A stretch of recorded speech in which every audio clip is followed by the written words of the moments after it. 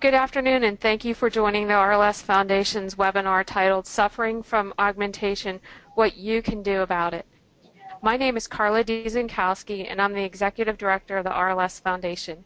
Before we begin, please be aware that all attendees will remain on mute during this hour. We thank you for your questions submitted with your registration.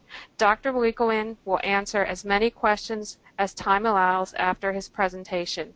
After the webinar, you will receive an email with a link to the webinar recording. The webinar recording will also be made available in the members-only section of our website. If you are not a Foundation member, and if you would like to view this and other recorded webinars, we invite you to become a member today by going to www.rls.org.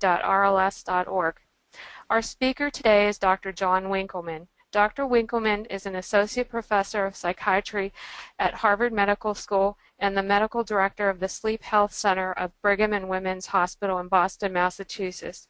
He received his PhD from Harvard University in psychobiology and his MD from Harvard Medical School. He finished a residency in psychiatry and a fellowship in neurology, sleep disorders medicine at Massachusetts General Hospital. Dr. Winkelman has served as chairman of several national organizations, the Nosology Committee, the Movement Disorder Section of the American Academy of Sleep Medicine, and the Committee for the Treatment of RLS of the American Academy of Neurology. Since 2000, Dr. Winkelman has served on the RLS Foundation Medical Advisory Board. Dr. Winkelman's research interests include sleep-related movement disorders, insomnia, and parasomnias. Dr. Winkelman is a leading expert in the field of RLS and has published several textbooks and has authored over 50 articles in the field of sleep medicine. Dr. Winkelman, we thank you for sharing your time and expertise with us today, and I now invite Dr. Winkelman to begin his presentation. Thank you, Carla. That was very well done. Well, welcome everybody. We today are I'm going to be talking about augmentation in restless leg syndrome. I'm assuming many of you understand what this is, and so I'll do a bit of brief background and then talk about how you can identify augmentation and evaluate it, and if it is truly augmentation and not something else, what we call a mimic of augmentation, then what you and your treater might do about it. So as you can see from the first slide here, I'm actually at Massachusetts General Hospital. I'm no longer at Brigham and Women's Hospital for the last 2 years. You can see I have some relevant disclosures. I notice here that one is missing, but I'm a consultant to UCB. I have a research grant from Purdue Pharma, UCB, and also from Xenoport. These are all RLS related. I have other potential conflicts of interest that are not RLS related. And here's my first slide. I just wanted to include some material that you might find interesting if my presentation doesn't satisfy your thirst for all that is augmentation.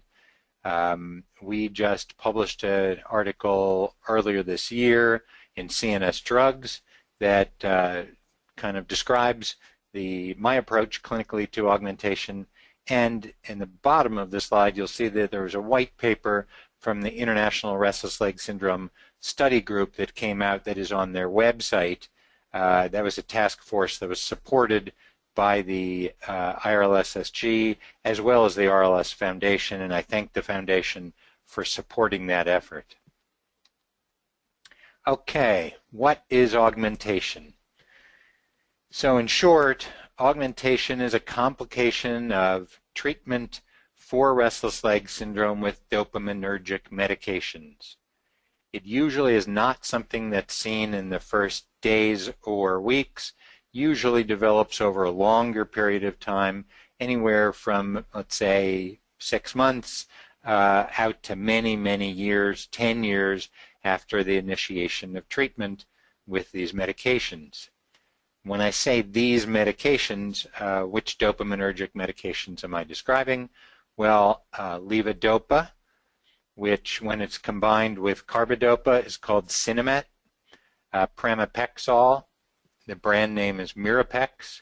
Ropinirole, brand name is Requip. And retigatine, brand name is Nupro. Those are the dopaminergic medications that can, and unfortunately often will, produce augmentation of RLS.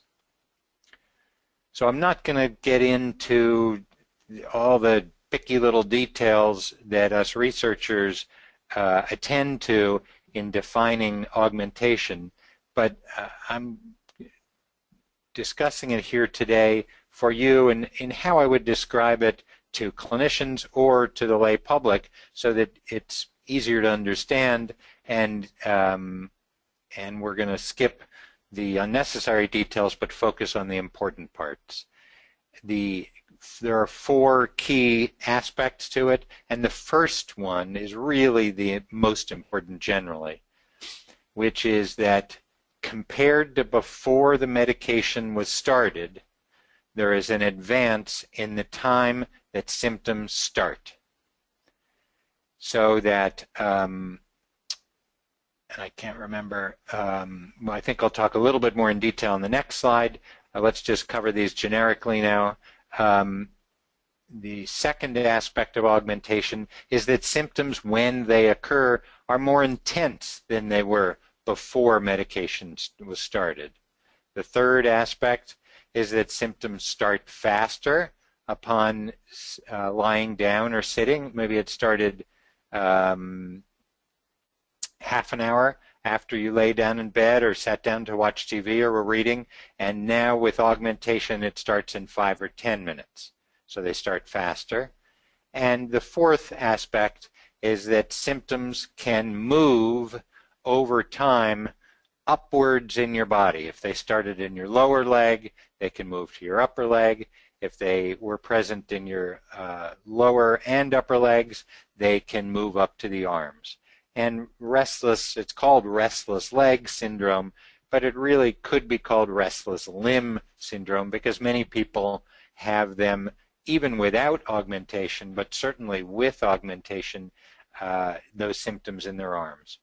In short, really what defines augmentation is that RLS gets worse, so that the medications that are given and initially produce improvement in symptoms over time lead to a worsening of RLS symptoms in these specific ways that I've described, particularly in terms of the advance in the time of symptom onset.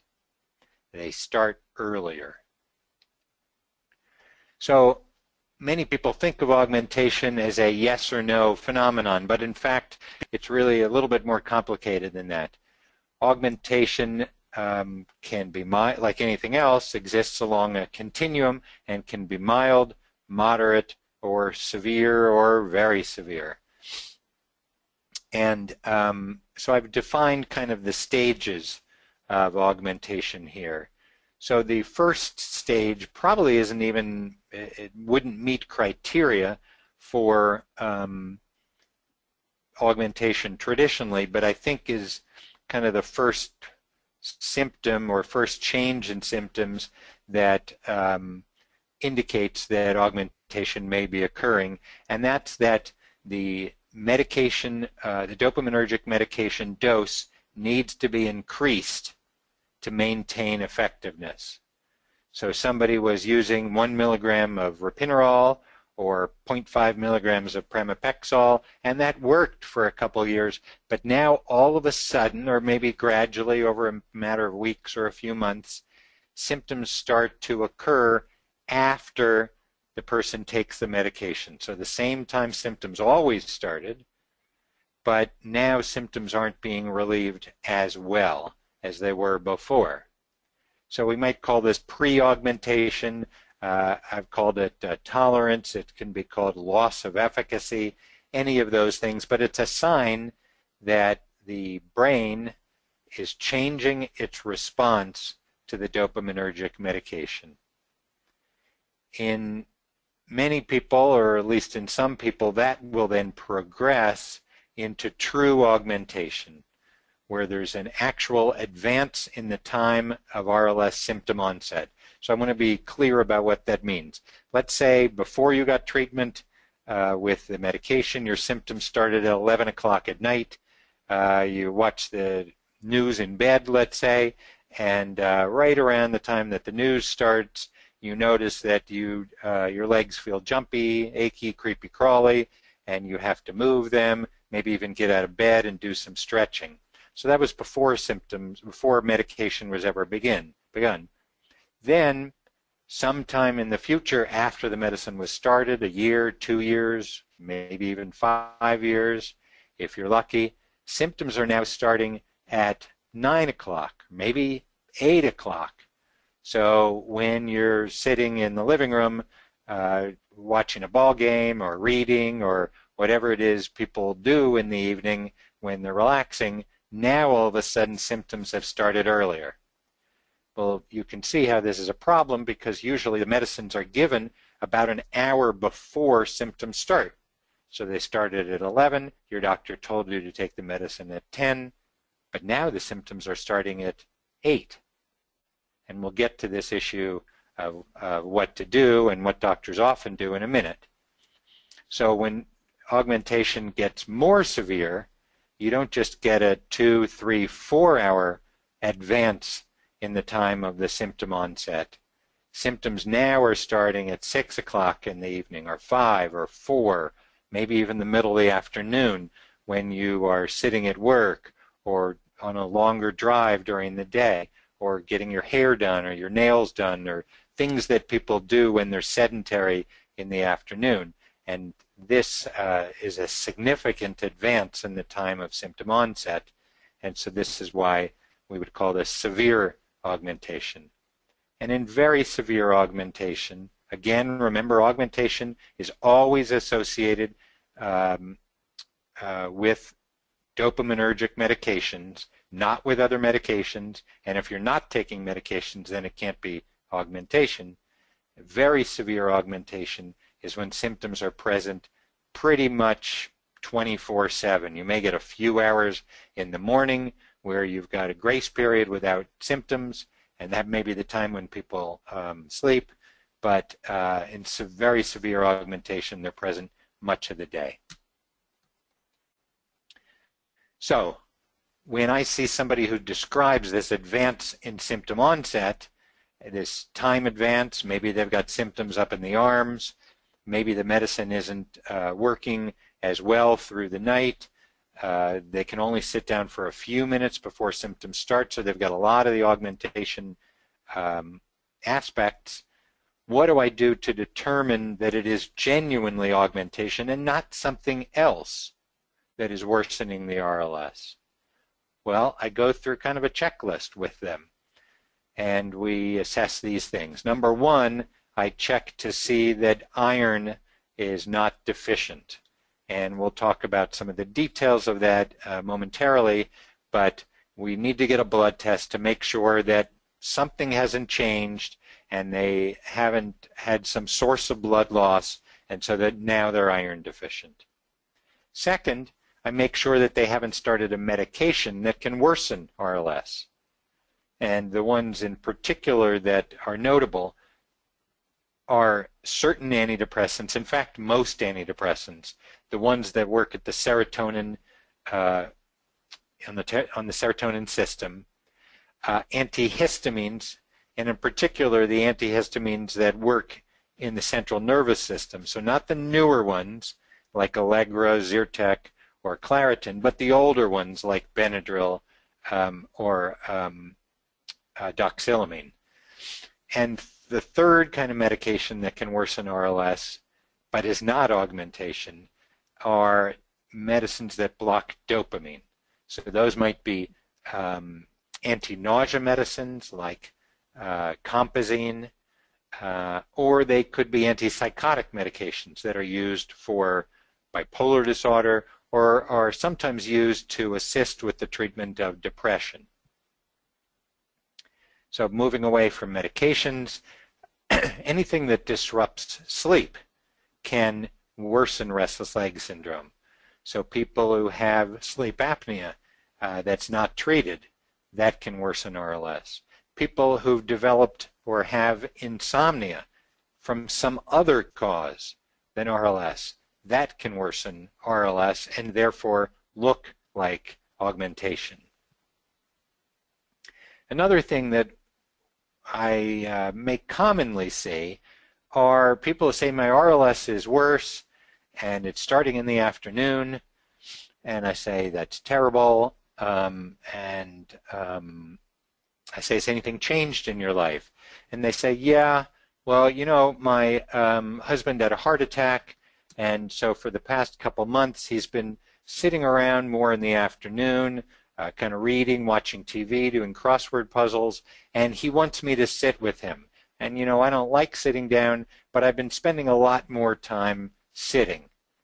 So remember that the key aspects of restless leg syndrome are that it is time of day and activity dependent. So it's worse late in the day, but it's really only present when people are immobile. So if you're spending more time sitting down or lying down, it's natural that your restless legs is going to get worse. So I make sure that there hasn't been a change in lifestyle in that perspective, because that can certainly contribute. And finally, I want to make sure that the worsening of the RLS is not just due to regular old progression of RLS that happens as people get older. And this can be very, very difficult to distinguish from augmentation, but basically augmentation happens faster than RLS worsening usually happens just due to natural progression of disease. Although this, again, if 5 years out after starting a dopaminergic medication, people say, you know, things are getting worse now, you need to really try to get a sense of whether this is actually augmentation due to the drug or whether it's just the RLS is getting worse on its own. So what happens usually, in my experience, when people's RLS gets worse from augmentation is they go back to their doctor and they tell them it's getting worse, and their doctor says, no problem. You know, you're taking a low dose of ropinirole, the 1 milligram, or pramipexole, 0.25 or 0.5 milligrams, just double the dose. You know, maybe you want to take one earlier and then take your usual one before bed. And usually, for some short period of time, that works.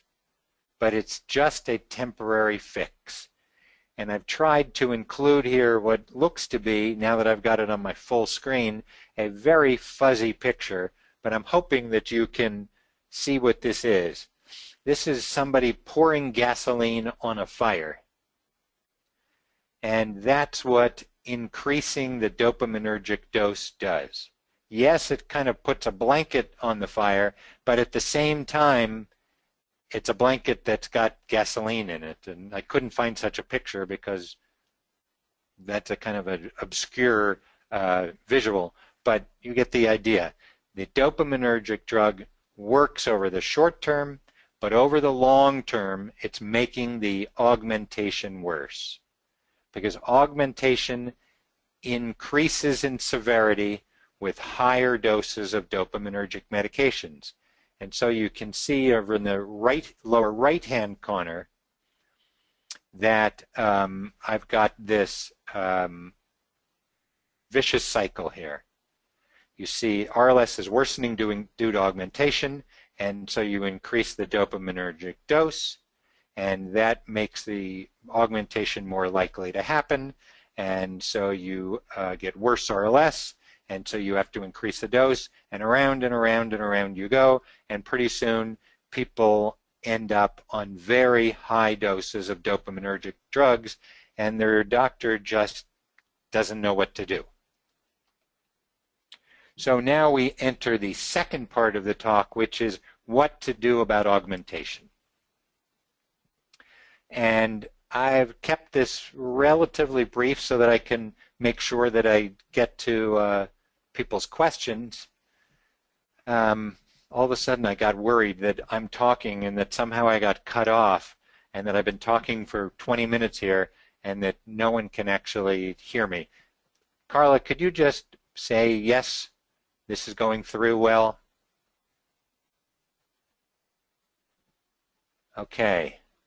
Maybe I am talking to myself here. I don't think so, because Leslie's in the next office. She'd tell me. You're fine. We can hear you. Okay. You didn't have to take so long to answer me. So what do we do about augmentation? So we think about the things that could be worsening RLS that aren't augmentation. Number one is iron deficiency. So we check three things when we check for iron. Those are ferritin, which you can see there. We check iron levels, and we check something called TIBC. And so when your doctor's checking iron tests on you, you want them to check all three of those. Sometimes, in many people, just checking the ferritin will be adequate, but in other people it won't be enough, and it could give you a false reading. But in short, you want the ferritin to be above 50. Alliteration there, ferritin above 50. Now, the laboratory that your doctor uses and that you get your blood drawn at has a lower limit of normal of ferritin of 10, 12, 15. But we like to keep ferritin levels much higher than that, still very normal, but much higher than that to make sure that enough is getting in the brain. So if ferritin is below 50, you want to start taking iron. And here I've listed ferrous sulfate, 325 milligrams, twice a day. Always take iron with vitamin C or with something to make this stomach acidic. So let's say the iron's normal. We look to medications. And if somebody's on a serotonergic antidepressant, and we think that could be worsening RLS, you could talk to your doctor about substituting an alternate antidepressant. The one that I use instead in such cases is bupropion or Wellbutrin. If somebody's using an antihistamine and we think that that's making things worse, they've got seasonal allergies, instead of taking an antihistamine by mouth, I'll have them use a nasal steroid like Flonase, fluticasone. And if they're using a dopamine blocker, we have them talk to their doctor about whether it's possible to switch to another agent for whatever reason they're taking that medicine. And finally, we want to make sure that there's no other causes of sleep disruption, that they're not having insomnia independent of the restless leg syndrome. And if they are, we want to do something about that, and that they don't have obstructive sleep apnea. And if they do have obstructive sleep apnea, make sure that they're using CPAP. So, stepping back a second, if we're going to be making medication adjustments, we need to all be on the same page as to what are the effective treatments, proven treatments for restless leg syndrome. And the three classes of medicines that work for RLS are the following. One, dopaminergic medications. Two, the alpha-2 delta medications that are listed there. I'll just use the brand names, Horizon, Neurontin, and Lyrica, also known as gabapentin enacarbil, gabapentin, and pregabalin. And the third class of medicines are the opiates. And I've listed a few of those that are most commonly used in this context. So now that we all understand what the kinds of medicines are, we can talk about how medications can be adjusted in people who have augmentation. So since there are only three classes of medicines that work, there really aren't that many options, medication-wise, to address augmentation. And these are basically the following ones, although I have some tweaks of these you'll see in the next slides. One, you can readjust, increase, or change this specific dopamine medication. We'll talk about that more in detail in a second. You can switch from a dopamine medication to an alpha-2 delta medication, or you can switch from a dopamine medication to an opiate. Not a lot of options here, really, when you get down to it. So let's look in more detail about those. So in people with mild augmentation, let's use a hypothetical example. Somebody who had symptoms that started at 11, they've been using pramipexole for 2 years, and now symptoms are starting at 8. And they go to their doctor. Rather than their doctor just cranking up the dose, they can be a little bit more thoughtful about it and do one of these 3 things with the dopamine medication. They can move it from the 10 p.m. time it was taken before to 6 o'clock, so adjusting it earlier, hoping that the 6 o'clock dose will manage symptoms all the way from the time they begin at 8 o'clock until the next morning. They can split the dose, take half of the dose that they were taking and keep it at 10 and move half of the dose to 6 o'clock. Or if they have not done this before, i.e. they haven't increased the dose, they can increase the total dose. So if they were taking 0.25 milligrams of pramipexole at 10 o'clock, they can add a 0.25 or even less, 0.125 at 6 o'clock to increase the dose. Now remember what we talked about with gasoline on the fire, that unfortunately can and often does have the effect in the long term of aggravating the augmentation. Yes, it may treat the symptoms for a while, and somebody may be more comfortable in the evening and still be good overnight, but over time this may aggravate the augmentation and lead to an even earlier time of onset of symptoms. Another option is to switch from the pramipexole or ropinirole to a longer half-life dopamine drug. In particular, that could be rotigotine, which is Nupro, that comes in a patch, or to pramipexole ER, Mirapex ER. Now, these medicines are basically present in the bloodstream 24/7. So they will treat the RLS in the morning, in the afternoon, in the evening, and at night. It's not clear, and I don't think there is good evidence one way or the other, whether they're really avoiding augmentation or just masking augmentation. And by masking, I mean, remember, augmentation usually presents as an earlier onset of symptoms. Well, now that we're treating it earlier in the day, maybe augmentation is still occurring. The underlying brain processes there are still occurring, but we've now treated those, and over time we're going to see the emergence of really bad augmentation, but it may just be delayed because our indication of augmentation has now been masked. A third general approach would be to, and this is for mild augmentation, is to add another medication. So they're on the pramipexole 0.25 or 0.5 at 10 o'clock, and the doctor says, you know, I really am not enthusiastic because this may be the beginning of augmentation. I'm not enthusiastic about increasing the dose because that'll worsen the augmentation.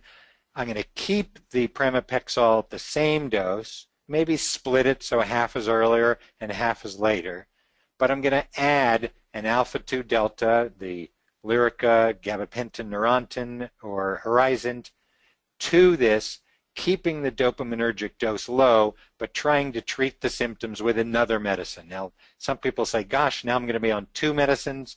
And I say, yeah, I'm sorry, but there has an advantage to this because we're not increasing the dopamine dose and therefore not increasing the likelihood of further augmentation.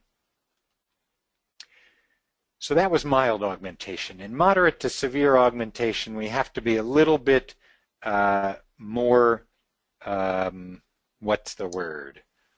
Active, I guess. At this point, I say to people, look, your symptoms are starting 4, 6, 8 hours earlier. They're maybe up in your arms now. You can sit for only a short period of time before symptoms start. You've got really significant augmentation. This dopaminergic drug is just not doing you any good. We have to throw in the towel on it. And at that point, I get a look of horror for most patients because people know how good the medicines were. They know how bad their RLS is now.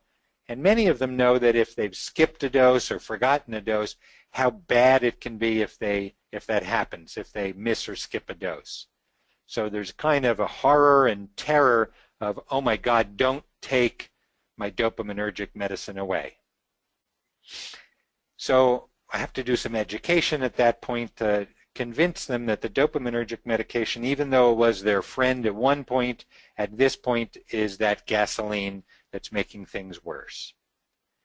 And rather than taking away the dopaminergic medication without substituting anything else, because that is a very difficult process where severe RLS can develop with significant insomnia, what I do is add another effective medicine to the dopaminergic medication, get as good control of symptoms as I can with the combination, and then under cover of the combined medicines, I gradually decrease the dopaminergic medication over a period of weeks to months, telling people that they can anticipate maybe a few days or a week each time of worsening symptoms each time we drop down the dose a little bit, but not horrible, terrible symptoms that will keep them up all night, usually. So the goal in somebody with moderate to severe augmentation is to completely eliminate the dopaminergic medication and switch to another class of medicines that's effective. So here you can see on this next slide is, and you'll have access to this, what I've just gone through verbally in a flow chart. And this comes from that white paper from the International Restless Leg Syndrome Study Group and is posted on the IRLSSG website. And so if you want access to that that white paper, which is, I don't know, 20 pages long, included in there is this algorithm. But really all it's doing here is describing what I've just described. And so I'm not going to dwell on that. So I think in my last slide here, I will talk about what to do when everything else fails, or when you're coming off the dopaminergic medicine, even though you're on gabapentin or you're on methadone, but you're still having a lot of symptoms. How might you try to reduce or alleviate the symptoms a little bit with alternate approaches? And these are really unproven. There is no good evidence that these work, but desperate people ask for desperate options. So clonazepam is used sometime. It was commonly used in the past for RLS. I don't think it's particularly that good. My concern with it is in RLS, is that it can make people a little bit dopey and unsteady, and people who then have to get up and walk around, the last thing I might want them to be is dopey and unsteady, and so I worry about that. But in very low doses, potentially, it's possible it could be a benefit. I do have a number of patients who have used marijuana. Now, I understand that this is illegal at a federal level. In some states in the great US of A, it is legal, and in other states it's available medicinally. I really, at this point, Massachusetts, it has been available medically, but unfortunately there are no dispensaries, so there's really no place you have to get it. And do not email me asking me where you can get marijuana, because I do not know. However, I have had a number of people who've said it's helpful. We have done just recently, I haven't published it yet, a study with something called TENS. It's commonly called STIM. It's used in physical therapy, and it's delivery of low current electrical stimulation across the skin. And the idea is here that it can stimulate. We use a specific brand, specific TENS device, which delivers electrical stimulation just below the knee, is kind of strapped onto the leg, and in our very preliminary studies it has been shown to be of value. There is a device that's on the market, like the TENS unit, which is also on the market, called Relaxis, which is a vibration device. The clinical trials of it, they did a sham, which is basically a placebo-controlled trial, and the trial showed that it did not work for RLS. I want to be very clear about that. It did help sleep in people with RLS, but made no difference in their RLS per se. So a little bit like the old magic fingers in the hotel rooms, but again, no evidence that this is effective. So I think, given that we've got about 20 minutes left or so, I did have a case study that I was going to present, but I think I'd rather hear your questions, and if there's no questions left, then I can always present the case material. So Carla, I'm going to hand it over to you for questions. Great. Thank you, John. I just wanted to let you know we have to get unmuted whenever we speak to you, because everyone's on mute except for you. But I'll go ahead and start the first question. Does gabapentin cause augmentation, and are there any side effects with the use of gabapentin? I have to say that again. I lost the first part of it. Okay, I'll repeat it. Does gabapentin cause augmentation, and what are the side effects of gabapentin? Okay, sure. Gabapentin does not cause augmentation. Neither does pregabalin, which is Lyrica. Neither does gabapentin enicarbal, which is Horizon. Neither do the opiates. Only the dopaminergic medications. Now, gabapentin, formerly the drug formerly known as Neurontin, can have a number of side effects. The most common of which are dizziness and sleepiness.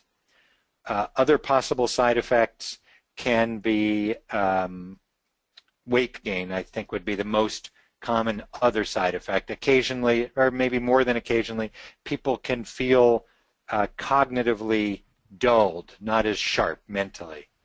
Now, one thing to be very clear about gabapentin is that it is poorly absorbed as you get to higher doses. So 100, 300, 400 milligrams are good doses to use at a single time.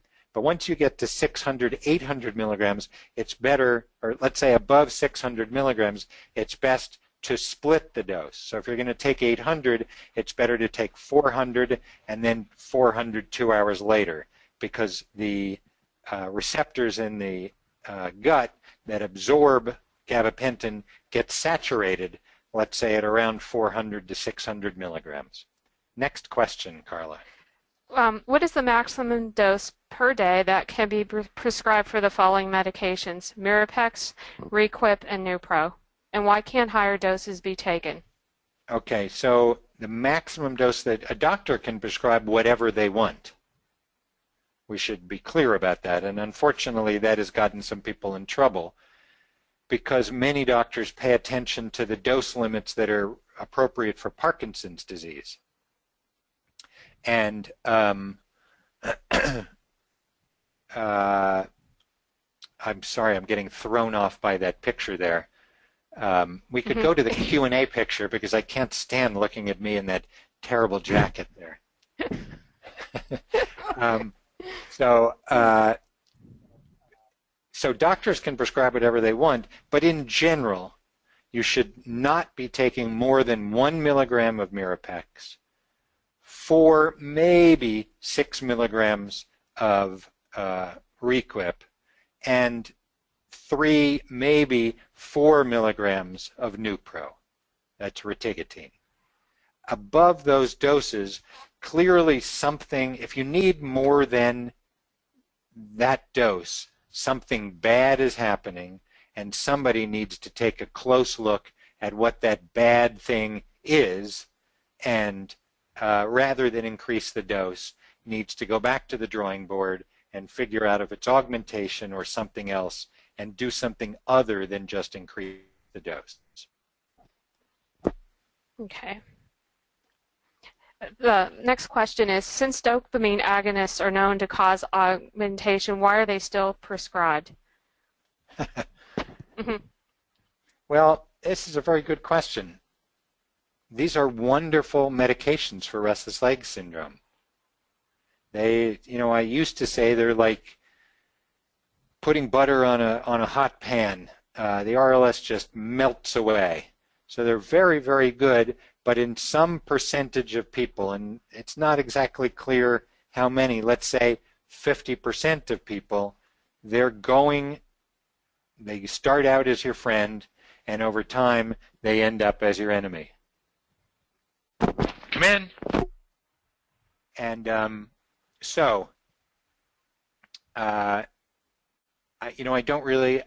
still use dopaminergic medications in my practice.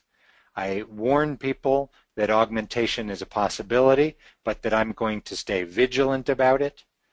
The reason why they are still prescribed is because the other classes of medicines, the alpha-2 deltas and the opiates, are not perfect medicines either. Although they may not cause augmentation, they can cause their own problematic side effects, which are usually apparent pretty quickly, but some people can't take those other medicines and need some treatments for their RLS. Okay, great. Are there any early warning signs that augmentation is occurring? Yes, well, as I mentioned in one of my earlier slides, this pre-augmentation, which would be a change in your response to the medication. A certain dose of ropinirole or pramipexole or rotigotine worked before, and now it's not working as well. I would say that that would be an indication that something is going on with the brain's response to the dopaminergic drug. Doesn't necessarily mean that augmentation is going to happen, but it should make you more vigilant that it is more likely than it would be otherwise. So certainly earlier appearance, even by an hour or two, loss of some benefit, a shorter response, duration of response. So you took the medicine at 10 and it used to get you through the night great. But now you're waking up at 4 o'clock in the morning with RLS. So the shorter duration of benefit should also be an indication that augmentation may very well be on its way. Okay. Nupro is not working. What can I do next? And also another part, they said tramadol plus Requip. Is this a new treatment? Okay, so this is a very specific question. Mm-hmm. Nupro is not working. I'm not sure. So I'm wondering if that means it never worked or it worked and it stopped working. So let's say it never worked. Well, then you could try an alternate dopaminergic drug. You could try gabapentin or one of the other alpha-2 deltas, pregabalin or the Horizont. If it worked and then stopped working, as I was just describing, that could be an indication that there's some early augmentation that is occurring, and we would want to be very careful about increasing the dose and would want to look for other causes of worsening RLS. The question about ropinirole plus tramadol, I don't think that there's anything new about that. I described combinations of treatments. If the dopaminergic drug doesn't work so well or is not working as well as it did, you can add on a medication from another class. And tramadol is just a weak opiate medication, so that's what is being done there. They're adding a weak opiate to the dopaminergic drug. Okay. What are the most effective and newest treatments for RLS? The three classes of medicines that I described are the ones with proven efficacy in treating the primary symptoms of RLS.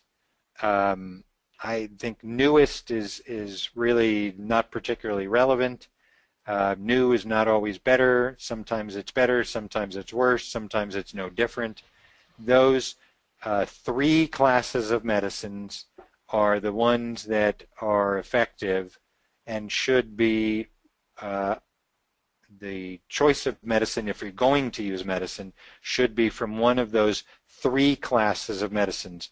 Certainly medicines like benzodiazepine, clonazepam, or if you're going to be using medications other than one of those three classes, you're just, if you've decided to use medication, I would use one of those that's proven efficacy.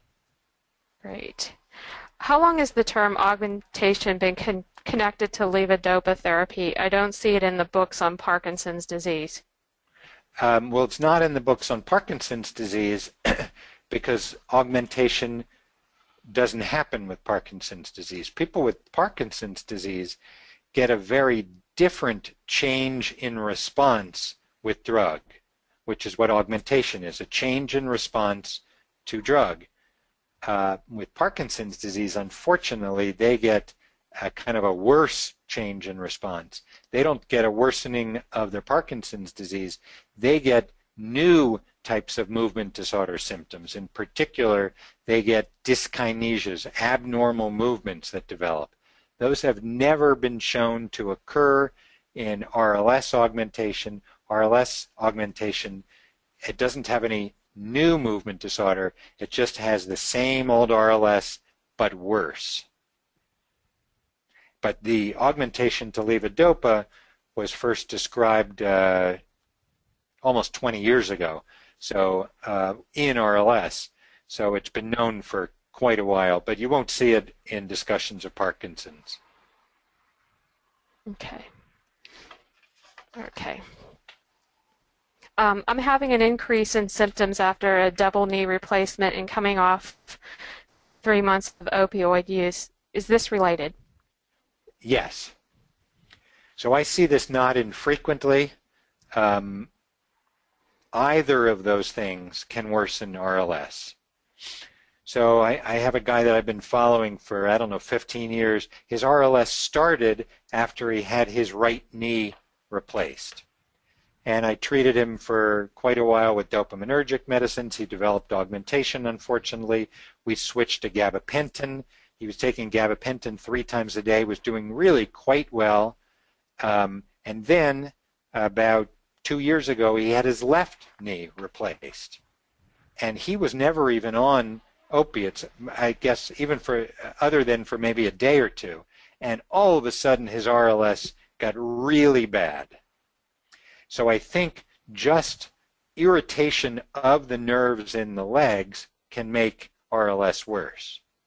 But somebody who's been on an opiate medicine for some period of time and then discontinues it can have a very severe worsening of RLS. So you can see this in people who have had surgery, like the question relates to. 3 months is a long time to be on opiates after a knee replacement, I think. But you can have it after surgery, or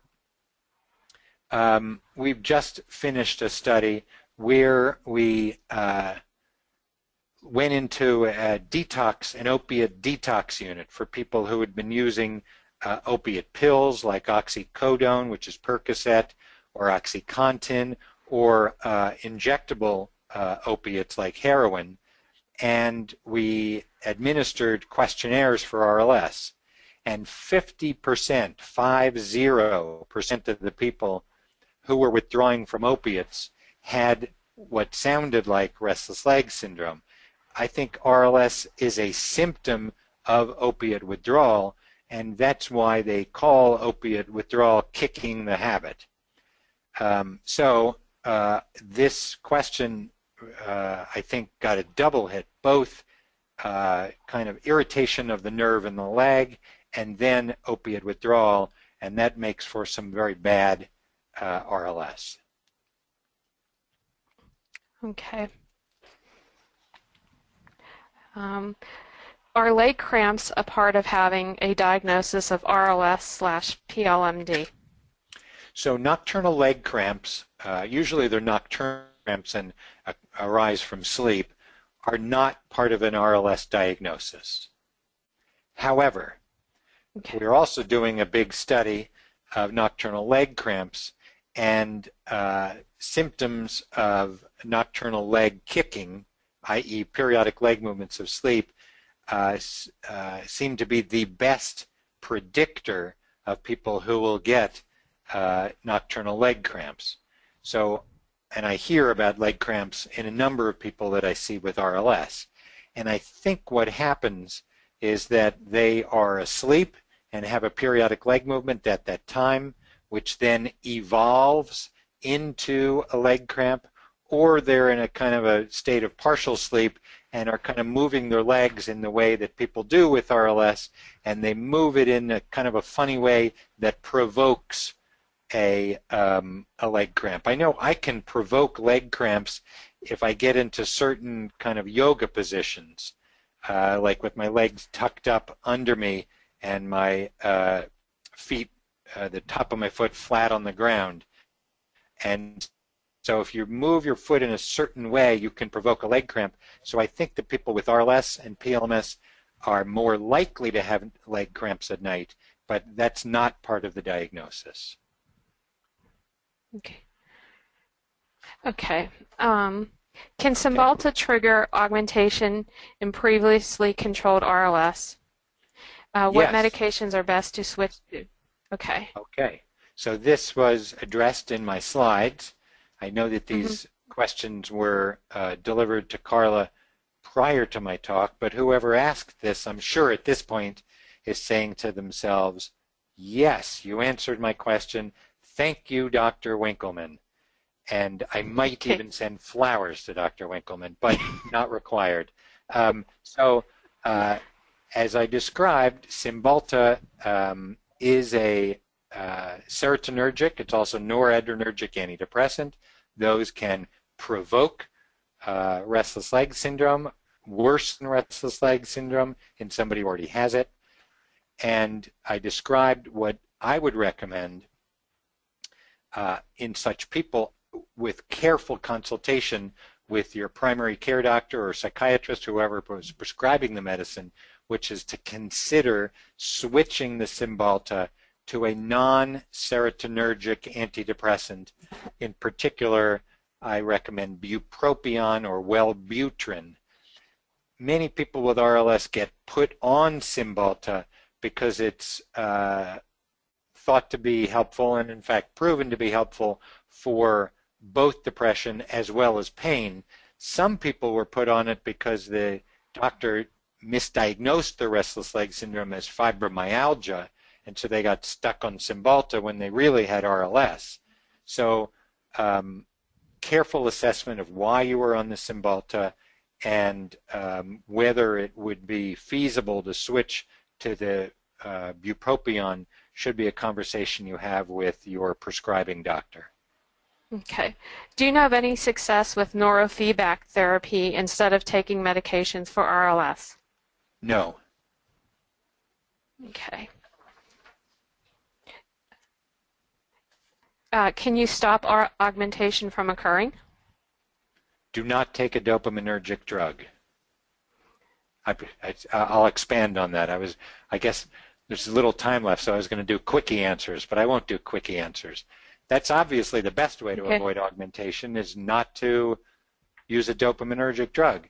But if you are going to use a dopaminergic drug, keep the dose as low as possible. And what I recommend, and you can read about that in my in the CNS drugs paper that I wrote, is you really want to focus RLS treatment on the times you really need it. My goal is not with RLS is not to eliminate all symptoms, because then you end up at higher doses that are necessary. Really what you want to do is allow people to be comfortable at a time that they need to be immobile.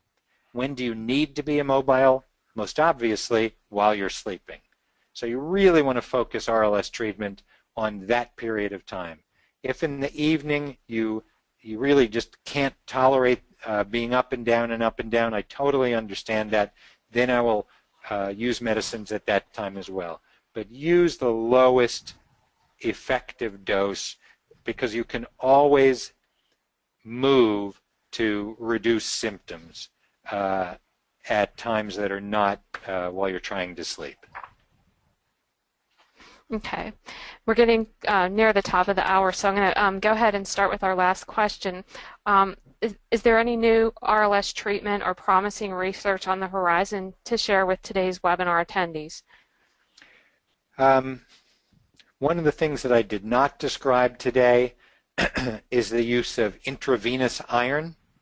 That is a topic that I hope more work will be done on in the near future. Right now, I think the jury is still out as to how effective it is, in whom it's effective, and which formulation of iron is most effective when used intravenously. Of course, this is, I guess, maybe self-centered or immodest. I think that our work with transcutaneous electrical stimulation, as we're doing with TENS, I think is a very promising approach. The idea is to convince the nerves in the legs that you are actually moving. But when we move, we're actually stimulating the bottom of our feet and the proprioceptors in our legs, and we're sending feedback to the nervous system that somehow quells RLS symptoms. If we could simulate or mimic that with electrical stimulation across the skin with low currents, I think that would be a great addition to RLS treatments. And especially during periods of travel or immobility. Well, you can put these things on your legs anytime. So you can do it while you're at work, right. You can do it while you're walking around, and you can also use them while you're asleep. But remember, that is an unproven treatment. And this is why we do research studies, to see if we can identify additional options for people who suffer with RLS.